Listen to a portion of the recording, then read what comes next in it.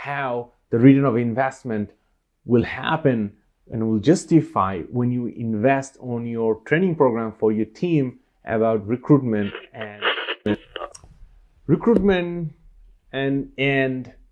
onboarding interview. Most of the time people is talking about this is very much HR and human resource department role, but actually it's not. Recruitment and process, even in onboarding process, offboarding process, everything now define everyone. There is a hiring manager from every department, they're going to the interviews, and there is an HR manager or a talent acquisition, a performance evaluator, HR VP, everybody in the game into it. So much important for you to invest on the right recruitment and talent acquisition process and interview skill and so on for your whole companies who are related to your company. Because the one, hiring managers, HR people, HR team members, everybody directly involved, but there is even like a junior manager or executive. Very soon they will be becoming a hiring manager. They will be hiring people to work with them. So it's so much important that you invest on those skill set for your team.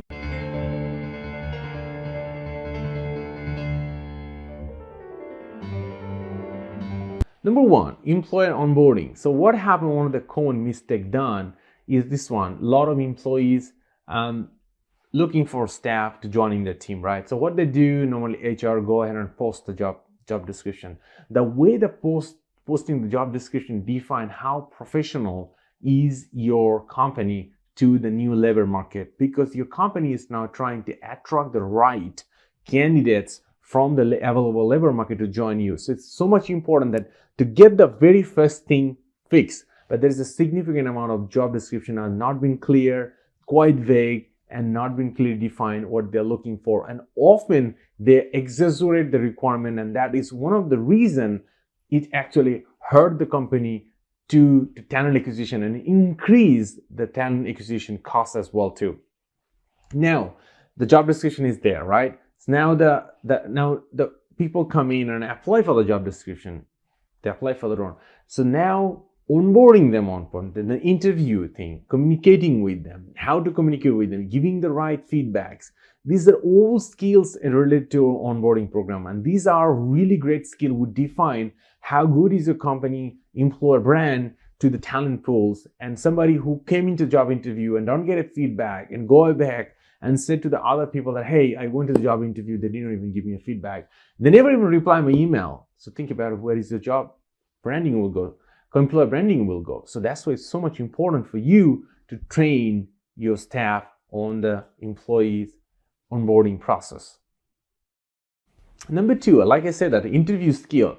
Your interviewer will not be just HR department. The talent acquisition department will do a phone interview or face-to-face interview. There will be a hiring manager from HR department, recruitment manager, or HR manager will interview, but there will be also hiring manager from the head of the department, let's say IT director, or even a manager, marketing manager, IT managers, chief financial officer, or even a financial manager. They're all recruiting for the team. So they need to be well trained about the interview to their staff, because the interview should not be just based on feeling, but also being properly crafted so they can really figure it out and bring the right talent to their teams, and who also fit to the right culture to the teams as well too. And the people who come to your company for a particular interview always walk away with an impression, and it's so much important you give them the right impression. So right after the interview, they should be excited to join your company. And that's why it will only happen when you train your teams, the whole teams, like all the hiring manager and HR people, on how to do a proper interview to your candidates.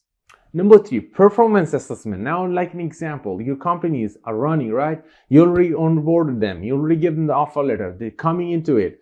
After joining, the probation period is one of the crucial period, because that's the time you need to define the right KPI for your newly onboarded talents. You need to give them the right framework, because if you are doing the vague framework of KPI, it will not be clear to the hiring manager. It will not be clear to the newly acquired talent in your team, and there will be big gaps, and they will not be talked to the right language. And at the end of the day, it will be a catastrophic failure. And who is going to lose in that moment? The lose is going to be your company, because your company invested to acquire that talent, and now you have to rehire another talent. So lose of the talent, the cost, direct cost of the revenue or of losing money of new talent acquisition, plus impact on your projects, and so on. So many ways your company getting harder too. So it's so much important that you do the right KPI setting, and at the same time, when the company already offered them a labor contract, you need to give them the right training for your staff and hiring manager and directors, so they can do the right performance assessment, they can set the right goal for the year, and they do the right evaluation over every quarter. So it's been fair, we've been clear, and it's been doing the right thing, so everybody know what exactly they need to do. And that will only happen when you train them what will be you want your company to be assessed properly. Otherwise, your company will have different level of assessment in different kind of departments, and different department will measure their progress in different KPI, and there will be an unfair game, and most of the time it will impact your culture and it will hurt your talent pool, and probably you will lose a lot of talent as well too. Number 5, employee offboarding. This is also very crucial as well too. When every talent is walk away from your company, so that means you are losing a talent. You already losing a significant investment is going to end with 0 right now. So somebody you are losing right now. So now is one of the crucial things you need to focus about. What is the particular reason you're losing a particular talent? You really need to investigate that one. You need to ask the right question to the talent. You need to make them the right comfort zone, so they will be able to give you the input which is accurate, correct, and come to your team, so you will be able to understand why you're losing thus talent. At the same time, not only just collecting the data with the right questions, you need to be properly been crafted all those inputs so that they can reflect your HR policies and can be lesson learned, so that can help you to company to improve their overall talent acquisition, talent retention, and talent and development process. So that can only happen when you do the proper training for your team on hiring manager level, on HR manager, performance assessment team, HR BP level. So that will happen to you.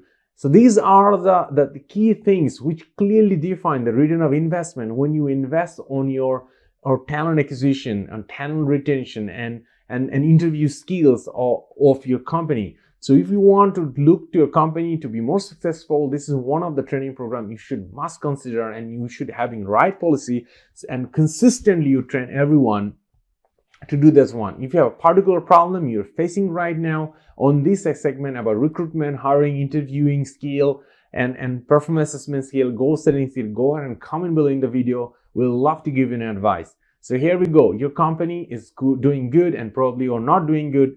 Ultimately, you found a company means it need to be successful. So let's do the right upskill training for your staff. Invest on them so they can take your company a winning flag always up. And that will only happen when you train them and inspire them regularly. All the best.